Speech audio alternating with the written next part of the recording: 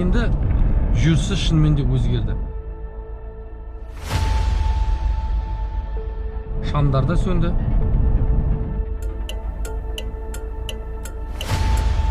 Мана тежегішті түбіне дейін басқанның өзінде де 1000-2000 оборотқа дейін барып тұрады. Ассалаумағалейкум қазағым. Баршаңызға қайырлы күн. Бүгін бізде Land Cruiser 200 көлемі 4,7 литрлік автокөлік келіп тұр. Бұл автокөлікте жүрмейді дейді. Сосын катализаторын алып тастағанмын дейді. Бірақ өзгеріс жоқ. Сондықтан қазір біз сіздермен бірге диагностика жасап көреміз бұл автокөлікке. Не болып тұрғанын, қалай болып тұрғанын, не үшін болып тұрғанын анықтайтын боламыз. Ол үшін қазір ноутбугымды қосып тексеріп көреміз. Ең алдымен неден болғанын, проблема сода. Автокөліктің иесі көлік тастап кетті. Көлік тастап кеткесін қазір арқайын шұқып сіздермен қарайтын боламыз. Ол үшін мен скандок программасын қосам. Қостық. Енді зажиганияны қосатын боламыз. Пристегните ремень безопасности. Казахстан. Город 4. Тойотадан кейін Pradо.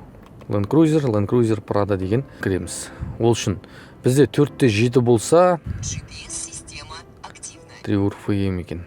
Көлікке компьютеріне кіреміз. Ол үшін вентиляторлерді сөндірейік.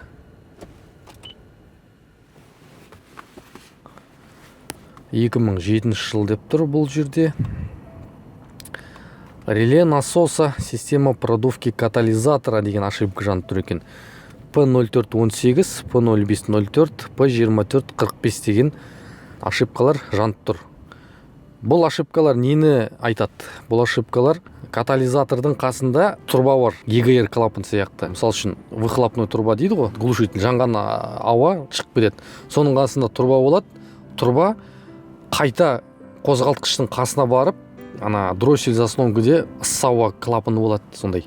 Мысал үшін таңертең машинаны тез қыздыру үшін, лямбда-зондты іске қосу үшін сол клапан қолданылады. Бұл экология клапан ғой негізінде. Сондықтан сол клапандар қазір бізде қатып қалған дейді. Себебі қазір клапандар ашық тұр, ашық күйде. Сондықтан көлік ыссы ауа қайта өңделіп жабылмай тұрды. Дроссель заслонке машина ысып тұрса да, бірақ артқа қарай тағы ыссы ауа айдап тұр. Оттегі болмағасын, көміртек келіп тұрғасын көлікте жүрмейді тіпті. Сондықтан сондай ошибка жанып тұр экология жағынан. Қазір біздер айдап көреміз не болып тұрған. 4000 обороттан аспайды дейді. Жүрісі жүріс па, жүрісі емес пе екенін тексеріп көретін боламыз. Себебі Land Cruiser'лерде 8 цилиндр болғасын, себебі көлікте жаңағы клапандар ашық болғасын, бұл көлік жүрісі және тартысы нашарлау болады. Скандогымды суытып тастайын. Ноутбугымды жабайын. Белдікті міндетті түрде кию керек. Д положенияға саламыз. Фарыны жағамыз.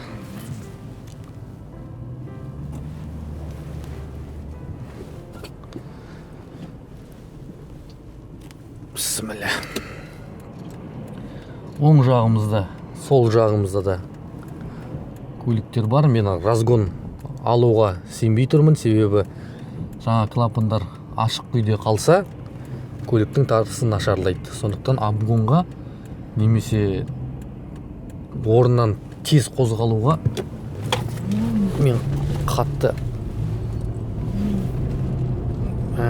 міне оборот 2000-да тұр, жүрмей тұр. Мен газды педаль түбіне дейін басып тұр, бірақ жүрмей тұр. Жай қозғалып тұр. 2000 оборот, аварийкілер жанып тұр, бірақ жүрмей тұр. Міне тіпті алысы нашар. Жаңа клапанның ашық қалғанның себебі осындай болып тұр. Енді проблемасы түсінікті болды. Артқа қарай қайтайық. Көлігімізді артқа қарай айдап апарайық. Көрдік. Қазір тағы да тексеріп көрем. 2000 оборотқа бара ма, бармай ма? Негізінде 4000-5000 оборотқа дейін түбіне дейін басқан кезде тахометрден 3000-4000 оборотқа дейін бару керек. Бұл жерде ондай жоқ. Өкінішке орай.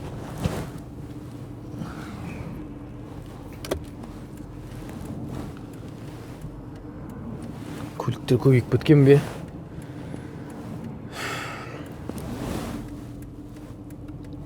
Давай, брат. Міне Мен түбіне дейін бастым. Түбіне дейін 2000-да тұр. Көрініп тұрмасы ке көрінбей тұрма мен білмеймін да, бірақ 2000, міне 3000-ға зорға барды. Тежегіш түбіне дейін басылып тұр, жаңа айтаға кететіндей. Тойоталардың проблемасы осы, прошивка жасалмаса.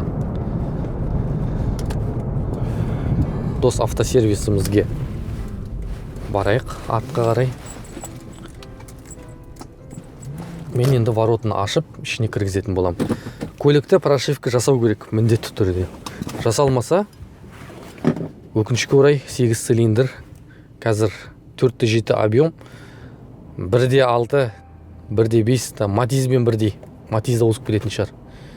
Жаңа клапанды жабу керек. Бісміллә. Достар, сонымен біздер бағдарламамызды Евро 2 қылып дайындадық. Енді ноутбукты ашып, бұйырса Алла қаласа Евро 2 бағдарламасын құятын боламыз. Бісміллә. Так. Мінекей, мен дайындадым. Евро 2, сосын ана заттарды сөндіреміз. Продувка катализатора деген болады. Со проблеманы сөндіреміз.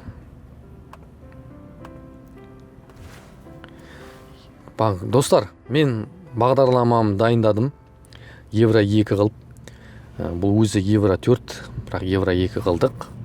Оны өзім гаражда әдемілеп жөндедім. Осының қазір кілтті ашып, идентификациясын жасап, прошивкасын құятын боламыз. Идентификация жасаймыз. Көлік бізге өзінің файлдарын берді. Албыз C003. Ошибкілерді де оқимыз. Ошибкілер бізде 3 ошибка. Жаңағы продувка катализаторының клапандар ашпай қалған. Және продувка жасамайды. Сосын 0420, 0430 катализатор деген. Соны қазір біз бұйырса прошивка жасайтын боламыз. Файлды ашып, жаңа файлды саламыз. Мінекей, қайда бізде қазір? SAP OFF 2 бен. Аштық. Енді бісміллә деп записті басамыз. Запис басар алдында барлығын жөндедім ба? Бірінші қараймыз. Жөндеулі. Бағдарламалап бастаймыз ба дейді. Иә дейміз. Зажигание сөндіріңші дейді. Зажигание сөндіреміз. 15 секунд күтеміз. 15 секунд ол қазір бағдарламаны компьютердің ішіне дайындайтын болады. Қай жерге құятын, себебі құйған кезде бір жағынан өшіреді, өзінің ескісін соған өшіріп барып, жаңадан құяды. Бағдарламаны дайындадық, енді зажигание қос дейді. Зажигание 2 кезік басып, сілтемен басып қосамыз. Я, бісміллә, кеттік па? Кеттік. Мінекей, 12-де 3 вольт беріп тұр. Міне стирание, передача болып бастады. Қазір бізде бірінші облысты өшірді, бірінші облысқа жазып жатыр. Енді екінші өшірді өшіріп жатыр, екіншісін жазып жатыр. Міне осылай прошивка жайлап құйылады. Біз көреміз не болып жатқан. Мыналар барлығы түсіп қалады, су, топливо барлығы, себебі біз прошивка жасап жатырық қой. Сондықтан мыналардың бәрі шамдардың барлығы жанып, сөніп, сондай болып тұрады. Бұған сіздер көңіл аудармаңыз. Ол программа құйып жатқан кезде сондай болады өзі. Қазір 3-ші облысқа беріп жатыр. 3-ші облыс жазып жатырық. 4 облыс негізінде 25%-дан. Завершение. Мінекей, жазып болды. Зажигание сөндіріңші дейді. Иә, сөндірдік. Завершено, успешно дейді. Окейді басамыз. Және де 15 секунд күтеміз тағы. Осылай міне көлік прошивка жасалынады. Бүркіттің аяғын әдемі болған екен. Необычный қылып. Кәнекей, я, бісміллә, қосқиық. Па, мінекей. Қазір бізде оборот 600-де, бірақ өзі көтеріледі. Жаймен.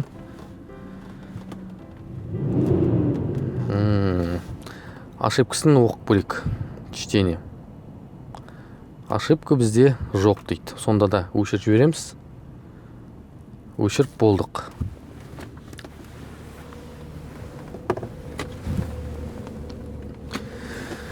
Ендеше қазір прошивкіден кейін тағы бір айдап көреміз. Одан кейін результат шықты ма, результат шықпады ма, соны қазір тексеретін боламыз. Қазір мен камерамды настройка жасайын, фарларымды қосайын.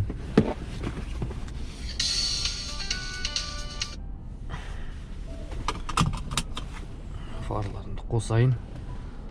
Барлығын істедік. Так. Шамдарымды шақтым.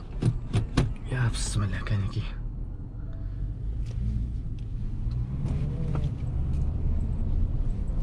Бісміллә.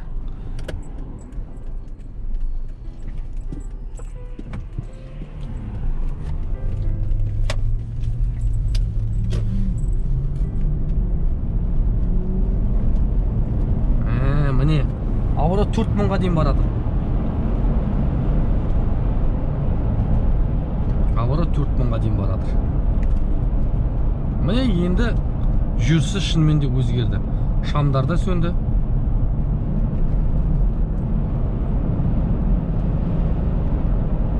Мен тежегішті жартылай басып барадым.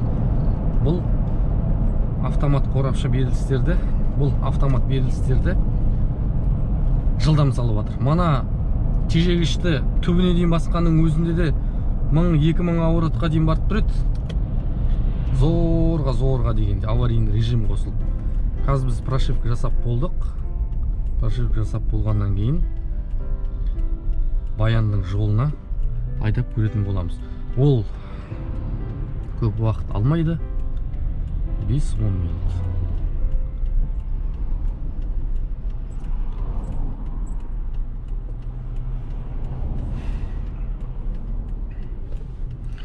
Көлік шынымен де биік көрінеді екен.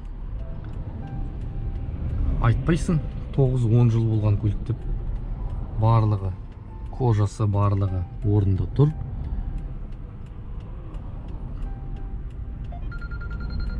Қазір кешірім сұрайым.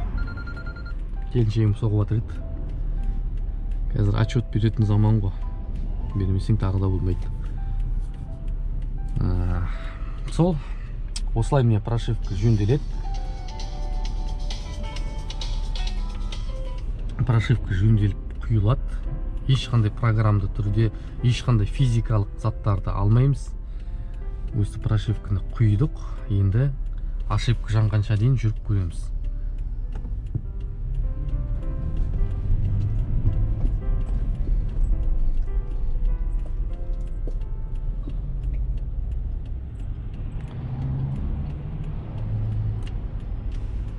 Көлік шынымен де әдемі екен. Нестандартный. Мен жай бұрылып атқаным себебі мына жерде компьютер жүктерім бар да. Құлап қалады қатты бұрылсам.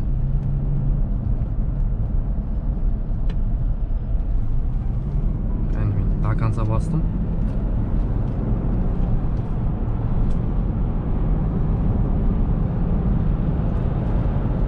Сексен, 90, 100. Міне автокөлік осылай міне жүру керек.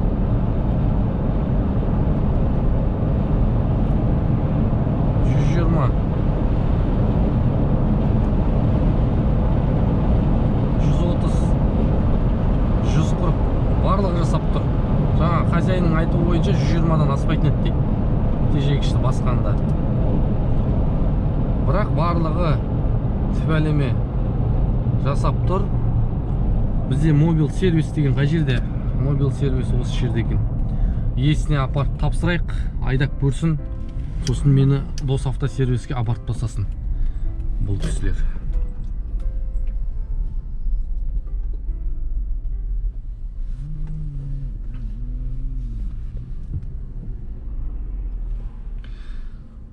Достар, мінекей прошивка осылай аяқталды. Барлығыңызға да зор денсаулық, зор байлық, миллиондаған табыс және миллиардқа да таба алмайтын денсаулық тілеймін. Осылай міне прошивка бітті. Барлығыңызға да рахмет. Мен қазір көлікті иесіне тапсырам. Дос автосервисі барып, осы видеоны өңдейтін болам. Сіздерден мен талап ететінім, өз қазағымызға лайк басып, және осы арнамызға тіркелейік, бауырлар. Сіздерде болмасаңыз, мен ешкім емеспін, шынымды айтсам. Рахмет достар. Барыңызға сәттілік. Удачи.